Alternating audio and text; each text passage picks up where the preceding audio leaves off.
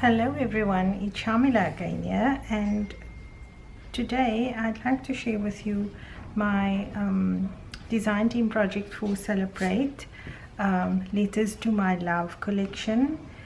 And I have to admit that this was something that I perceived in my head, which I don't always often do. I'm a fly by the seat of my pants girl, and I just thought, okay, I'm going to give it a try. If it works, it works. If it doesn't, it doesn't.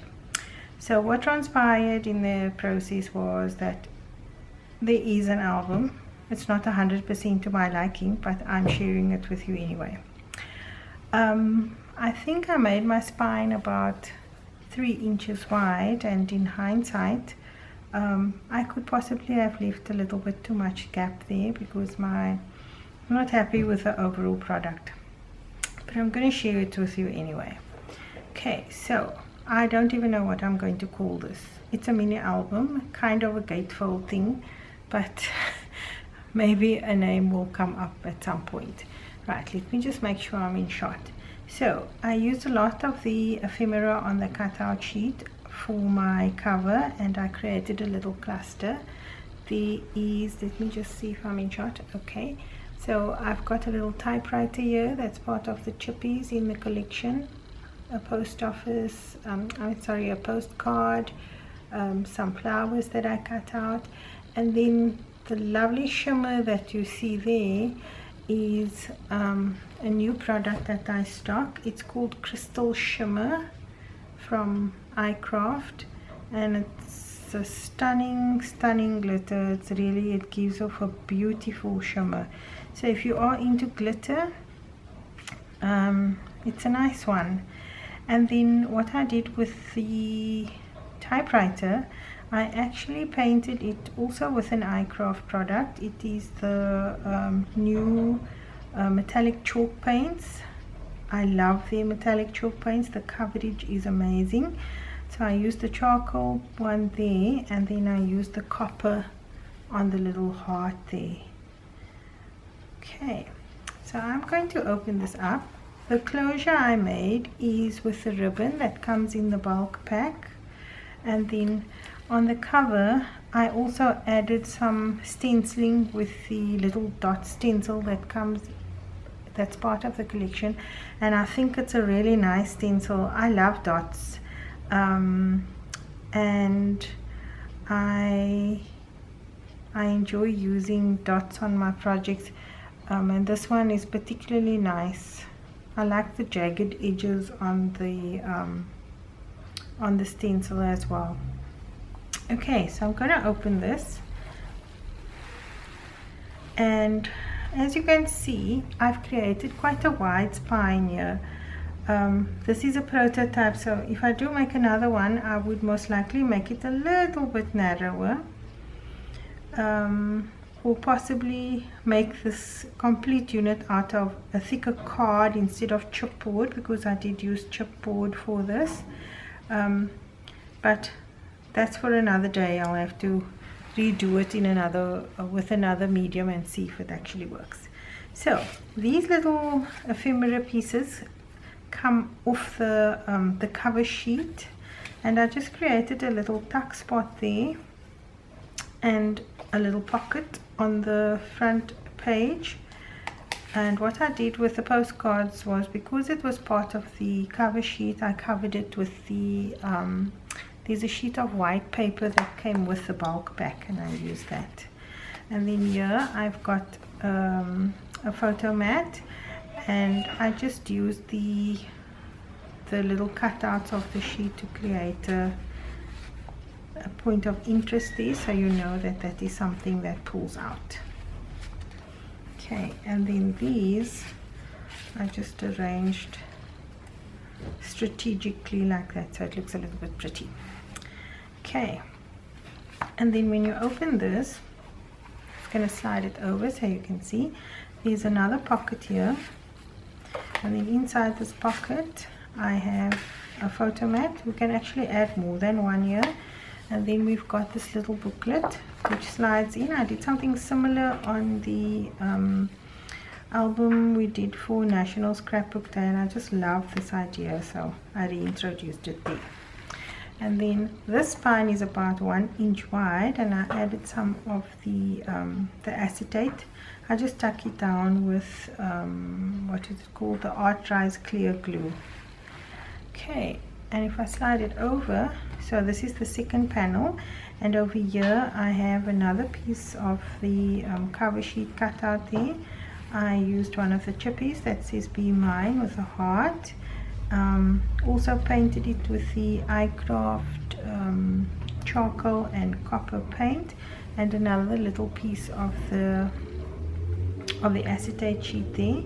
And this actually opens up, so it's like a gatefold. And then on this side I used this is also part of the cover sheet cutout, and I just created a tuck spot there for a few photo mats and for a little tag.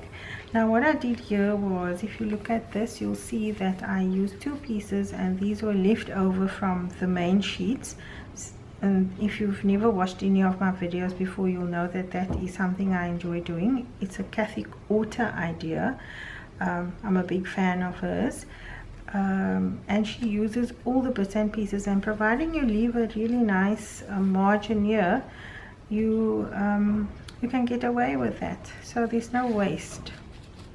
Okay, and then I left the other side of the gatefold plain.